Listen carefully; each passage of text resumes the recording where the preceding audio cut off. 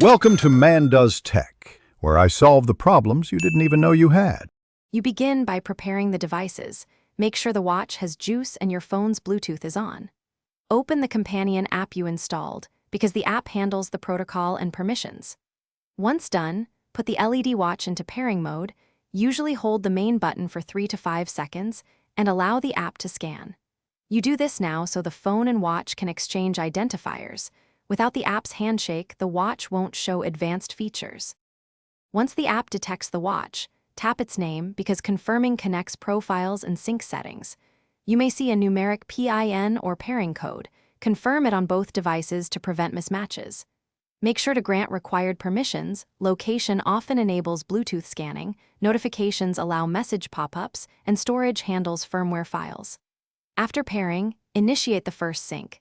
This updates time, watch faces, and notification preferences so the LED watch behaves correctly with your phone. Finish by checking for firmware updates in the app, because updates often resolve stability issues and enable new functions. Test notifications and alarms to confirm the connection. Adjust vibration, brightness, and do not disturb settings as needed. If you run into trouble, first toggle Bluetooth and restart both devices, then clear the app cache or reinstall the app.